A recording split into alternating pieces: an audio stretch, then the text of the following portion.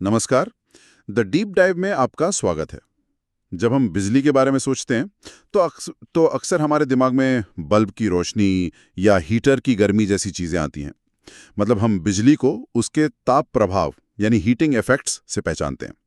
लेकिन बिजली की एक और पहचान है, एक अदृश्य शक्ति जो हमारे चारों ओर है और जिसने हमारी दुनिया को पूरी तरह बदल दिया है। बिल्कुल। और आज हम बिजली और चुंबकत्व के उसी गहरे अदृश्य रिश्ते की पड़ताल करेंगे। ये कहानी इस बात की है कि कैसे एक तार में बहता हुआ मामूली सा करंट एक चुंबक की तरह व्यवहार करने लगता है, एक ऐसा बल पैदा करता है जिसे हम देख नहीं सकते लेकिन महसूस हर जगह करते हैं। तो हमारी आज की पड़ताल का मिशन है इस रिश्ते की बुनियाद को समझना। हम ये देखेंगे कि ये सब एक संयोग से हुई खोज से कैसे शुरू हुआ, इसके पीछे के नियम क्या हैं और कैसे यही सिद्धांत आज हमारे घरों की वायरिंग से लेकर आधुनिक मेडिकल तकनीक तक को चला रहा है। और इसकी शुरुआत भी बड़ी दिलचस्प है। 1820 में वैज्ञानिक हांस क्रिश्चियन ओएस्टर्ड अपने छात्रों को एक लेक्चर दे रहे थे। उनकी मेज पर बिजली का एक सर्किट और एक कंपास रखा हुआ था। जैसे ही उन्होंने सर्किट में करंट चालू किया, उन्होंने देखा कि पास रखे कंपास की सुई हिल गई। बस ऐसे ही अचानक? हाँ, अचानक। पहले तो उन्हें लगा कि ये कोई गलती है, लेकिन जब उन्होंने बार बार ऐसा करके देखा तो नतीजा वही था। ये विज्ञान के इतिहास का एक यूरेका मोमेंट था, जिसने पहली बार ये साबित किया कि बिजली और चुंबकत्व असल में एक ही सिक्के के दो पहलू हैं। वाह! तो उस एक छोटी सी हिलती हुई सुई ने एक पूरी नई दुनिया के दरवाजे खोल दिए। चलिए इसी अदृश्य दुनिया को समझने की कोशिश करते हैं। हम सब जानते हैं कि एक चुंबक के चारों ओर एक मैग्नेटिक फील्ड होता है, एक प्रभाव क्षेत्र। पर ओयस्टर्ड ने दिखाया कि करंट भी ऐसा ही एक फील्ड बनाता है। सवाल यह है कि इस अदृश्य फील्ड को देखें कैसे, इसका कोई नक्शा कैसे बनाया जाए। देखिए, इसका नक्शा बनाने के तरीके बहुत सरल और सुंदर हैं। सबसे क्लासिक प्रयोग है लोहे के बुरादे का, यानी आयन फाइलिंग्स का। आप एक बार मैग्नेट को कागज के नीचे रखें और ऊपर धीरे धीरे लोहे का बुरादा छिड़कें। आप देखेंगे कि बुरादा खुद को एक खास पैटर्न में सजा लेता है। ये कोई जादू नहीं है, बल्कि बुरादे के हर कण पर लगने वाले चुंबकीय बल का नतीजा है। ये जो रेखाएं बनती हैं, वही मैग्नेटिक फील्ड लाइंस है। अच्छा, ये पैटर्न तो हमें फील्ड का आकार दिखाता है, लेकिन फील्ड की एक दिशा भी होती है ना? जैसे कंपास हमेशा उत्तर की ओर इशारा करता है, उस दिशा का पता कैसे चलता है? वहीं पर कंपास काम आता है। अगर आप बार मैग्नेट के पास अलग अलग जगहों पर एक छोटा कंपास रखेंगे, तो उसकी सुई हमेशा मैग्नेटिक फील्ड की दिशा में ठहरेगी। और अगर आप सुई की नोक के साथ साथ बिंदु लगाते जाएं, तो आपको वही पैटर्न मिलेगा जो लोहे के बुरादे से बना था। अच्छा। और ये हमें बताता है कि इन फील्ड लाइंस की कुछ खास विशेषताएं होती हैं। और मुझे लगता है कि ये विशेषताएं ही इस पूरी कहानी की नींव हैं। बिल्कुल। इन फील्ड लाइंस के कुछ नियम हैं जो कभी नहीं टूटते। पहला, चुंबक के बाहर ये हमेशा नॉर्थ पोल से निकलती हैं और साउथ पोल में जाके मिलती हैं। लेकिन दिलचस्प बात चुंबक के अंदर होती है। अंदर इनकी दिशा उल्टी होती है, साउथ से नॉर्थ की ओर। इसका मतलब है कि ये क्लोज्ड कर्व्स बनाती हैं, एक पूरा अटूट लूप। ये बहुत महत्वपूर्ण है। मतलब कोई शुरू या खत्म होने वाला पॉइंट नहीं है, ये एक लगातार चलने वाला फ्लो है। और इन रेखाओं के पैटर्न से हमें फील्ड की ताकत का भी अंदाजा लगता है ना? हाँ, जहाँ ये रेखाएं एक दूसरे के बहुत करीब होती हैं, जैसे कि चुंबक के पोल्स के पास, वहाँ मैग्नेटिक फील्ड बहुत मजबूत होता है। और जैसे जैसे हम पोल से दूर जाते हैं, ये रेखाएं फैल जाती हैं, जिसका मतलब है कि फील्ड कमजोर हो रहा है। और इनका सबसे जरूरी नियम शायद ये है कि दो फील्ड लाइंस कभी एक दूसरे को काट नहीं सकती। सही कहा। और इसका कारण भी बहुत लॉजिकल है। सोचिए, अगर दो रेखाएं एक बिंदु पर कटती, तो उस बिंदु पर कंपास की सुई को एक ही समय में दो अलग अलग दिशाएं दिखानी पड़ती, जो हो ही नहीं सकता। हाँ, जो भौतिक रूप से असंभव है। एक ही जगह पर बल की दो दिशाएं नहीं हो सकती। ठीक है, तो ये तो हुई एक स्थायी चुंबक की बात। अब ओएस्टर्ड की खोज पर वापस आते हैं। एक सीधे तार में बहता हुआ करंट, उसका मैग्नेटिक फील्ड कैसा दिखता है? क्या वो भी बार मैग्नेट जैसा होता है? नहीं, यहीं पर ज्यामिति बदल जाती है और चीजें दिलचस्प हो जाती हैं। एक सीधे तार के चारों ओर मैग्नेटिक फील्ड लाइंस संकेंद्रित वृत्तों यानी कॉन्सेंट्रिक सर्कल्स के रूप में होती हैं, जिनका केंद्र खुद वो तार होता है। जैसे तालाब में पत्थर फेंकने पर लहरें बनती हैं? हाँ, कुछ वैसा ही समझिए। तार के चारों ओर चुंबकीय क्षेत्र की लहरें। और इन वृत्तों की दिशा, मतलब ये क्लॉकवाइज घूम रही हैं या एंटी क्लॉकवाइज, इसका पता कैसे लगा? नियम है राइट हैंड थंब रूल। कल्पना कीजिए कि आपने करंट ले जाने वाले तार को अपने दाहिने हाथ में पकड़ा है और आपका अंगूठा करंट के बहने की दिशा में है। ठीक है। तो आपकी उंगलियां जिस दिशा में तार पर लिपटी होंगी, वही मैग्नेटिक फील्ड लाइंस की दिशा होगी। इसे मैक्सवेल्स कॉर्कस्क्रू रूल भी कहते हैं। अरे वाह, ये तो एक तरह का दिमागी शॉर्टकट है। मतलब अगर हमें करंट की दिशा पता हो तो हम बिना किसी उपकरण के ही चुंबकीय क्षेत्र की दिशा का अंदाजा लगा सकते हैं। ये तो बहुत काम का नियम है।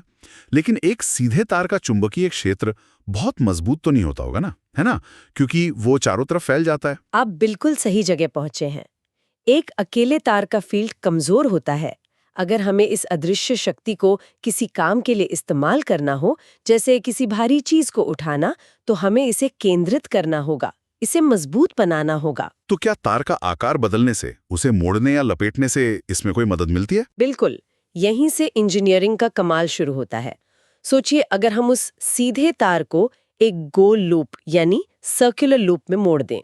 अब लूप के हर छोटे हिस्से से बनने वाली मैग्नेटिक फील्ड लाइंस लूप के केंद्र में एक ही दिशा में आकर जुड़ जाती हैं। अच्छा, तो सब एक जगह इकट्ठा हो जाती हैं? हाँ, और इससे केंद्र में चुंबकीय क्षेत्र बहुत ज्यादा केंद्रित और मजबूत हो जाता है। और अगर हम एक लूप की जगह तार के कई फेरे एक साथ लपेट दें, जैसे स्प्रिंग में होता है, तो ये प्रभाव हजारों गुना बढ़ जाता है।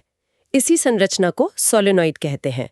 एक सोलेनॉइड इंसुलेटेड तांबे के तार की एक बेलनाकार कुंडली होती है। यूं समझिए कि एक सीधा तार एक अकेला गायक है, जिसकी आवाज चारों तरफ फैल जाती है। लेकिन जब हम उसी तार को एक सोलेनॉइड की तरह लपेट देते हैं, तो ये एक गायक मंडली, एक कॉयर की तरह बन जाता है, जहां सारे गायक एक ही दिशा में गा रहे हैं। बिल्कुल। इससे आवाज यानी चुंबकीय क्षेत्र बहुत शक्तिशाली और केंद्रित हो जाता है। और एक सोलेनॉइड का मैग्नेटिक फील्ड कैसा दिखता है? क्या वो भी वृत्तों के रूप में होता है? नहीं, और यही इसकी सबसे खूबसूरत बात है। जब एक सोलेनॉइड से करंट गुजरता है, तो उसका बाहरी मैग्नेटिक फील्ड हूबहू एक बार मैग्नेट जैसा होता है। इसका एक सिरा नॉर्थ पोल और दूसरा साउथ पोल बन जाता है। लेकिन असली जादू सोलेनॉइड के अंदर होता है। अंदर क्या होता है? अंदर मैग्नेटिक फील्ड लाइंस लगभग पूरी तरह से सीधी, समानांतर और एक दूसरे से समान दूरी पर होती हैं। इसका मतलब है कि सोलेनॉइड के अंदर हर बिंदु पर मैग्नेटिक फील्ड की ताकत और दिशा एक समान यानी यूनिफॉर्म होती है। अच्छा, एक बहुत ही नियंत्रित चुंबकीय वातावरण। हाँ, और इसी गुण का इस्तेमाल करके हम अपनी मर्जी के चुंबक बना सकते हैं, जिन्हें इलेक्ट्रोमैग्नेट्स कहते हैं। तो मतलब करंट चालू तो चुंबक बन गया, करंट बंद तो चुंबक खत्म। एकदम सही। अगर हम सोलेनॉइड के अंदर नरम लोहे यानी सॉफ्ट आयन की एक रॉड डाल दें, तो वो लोहा सोलेनॉइड के फील्ड के कारण बहुत शक्तिशाली चुंबक बन जाता है। और जैसे ही आप करंट बंद करते हैं, उसका चुंबकत्व लगभग खत्म हो जाता है। वाह! इसी सिद्धांत पर कबाड़खानों में भारी गाड़ियों को उठाने वाली क्रेन से लेकर हमारे दरवाजे की घंटी तक काम करती है। ये अद्भुत है। तो हमने ये समझा कि करंट एक मैग्नेटिक फील्ड बनाता है, लेकिन क्या ये रिश्ता दो तरफा है? क्या एक पहले से मौजूद मैग्नेटिक फील्ड किसी करंट पर असर डालता है? बिल्कुल। ये विचार एंद्रे मरी एम्पियर ने दिया था और इसने एक नई क्रांति को जन्म दिया।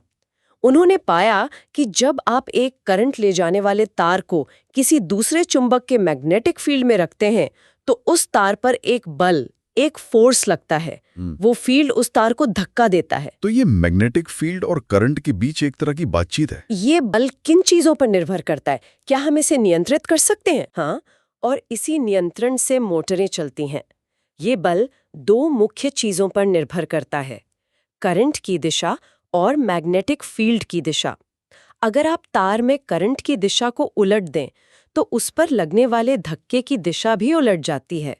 इसी तरह अगर आप चुंबक के पोल्स को पलटकर मैग्नेटिक फील्ड की दिशा बदल दें, तो भी बल की दिशा उलट जाती है। और ये बल सबसे ज्यादा कब लगता है? ये बल तब सबसे ज्यादा होता है जब करंट की दिशा मैग्नेटिक फील्ड की दिशा के समकोण यानी राइट एंगल्स पर हो, 90 डिग्री पर। अगर तार फील्ड के समानांतर रखा हो तो उस पर कोई बल नहीं लगता। एक मिनट, ये थोड़ा अजीब है। मतलब बल की दिशा करंट और मैग्नेटिक फील्ड दोनों से अलग है। ये सहज नहीं लगता।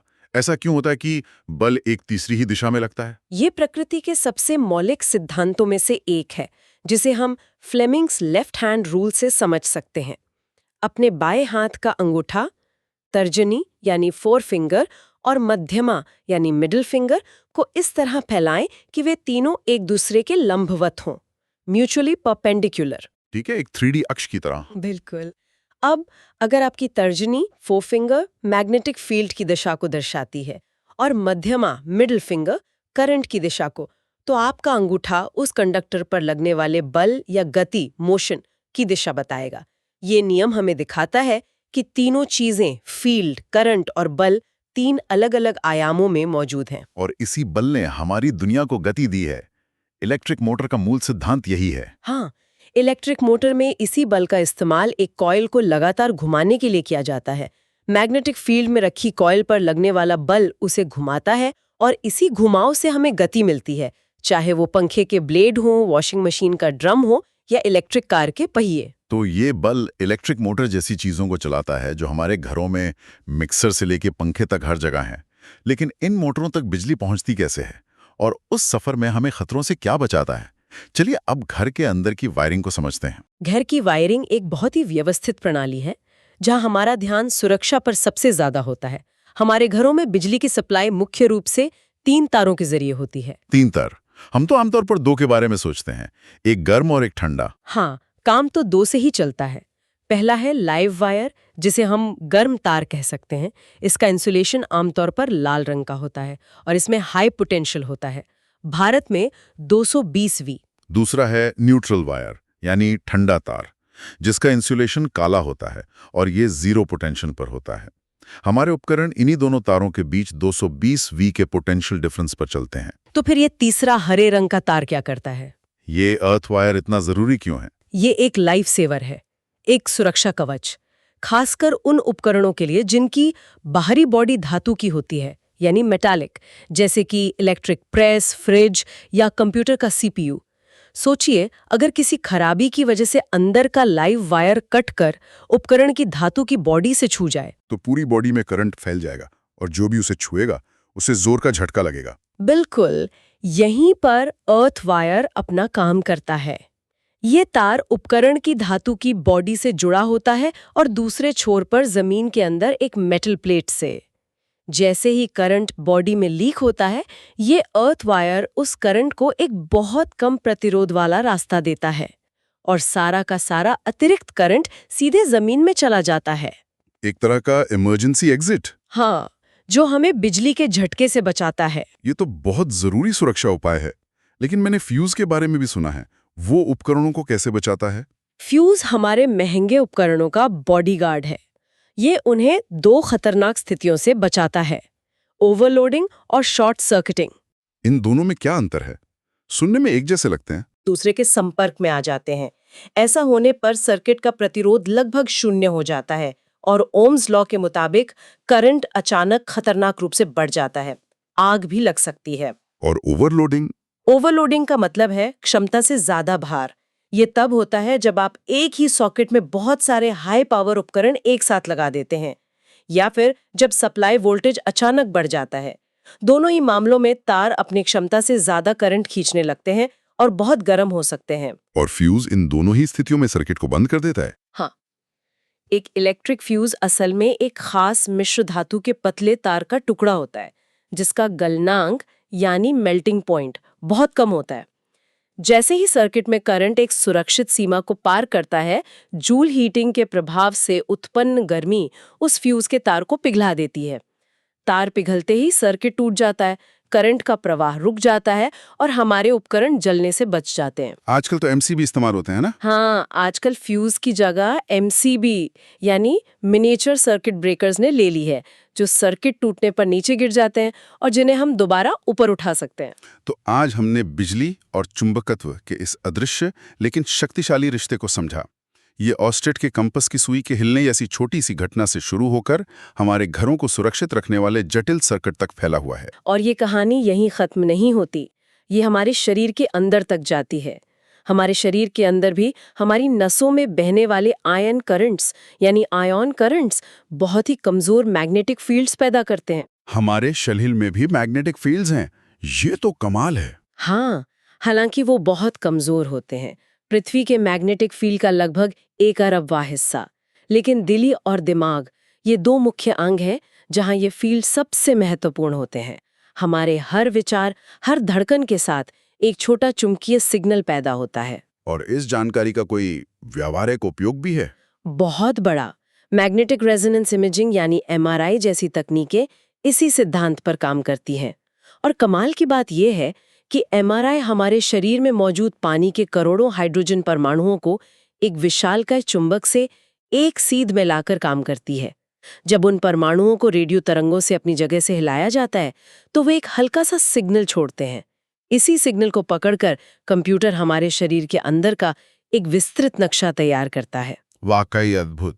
एक अदृश्य शक्ति जो तारों में दौड़ती है, मोटरों को घुमाती है, हमारे घरों की रक्षा करती है और हमारे शरीर के अंदर के रहस्यों को भी उजागर करती है। और ये हमें एक दिलचस्प सवाल पर लाके छोड़ता है। ये सोचना फैसिनेटिंग है कि अगर हमारे शरीर के इतने कमजोर मैग्नेटिक फील्ड्स का विश्लेषण करके आज हम बीमारियों का इतना सटीक पता लगा सकते हैं, तो भविष्य में मेडिकल निदान के लिए इस क्षेत्र में और कौन सी संभावनाएं छुपी हो सकती हैं? क्या हम भविष्य में विचारों को या यादों को भी चुंबकीय रूप से पढ़ पाएंगे? ये विज्ञान की सीमाओं से परे है एक विचार है।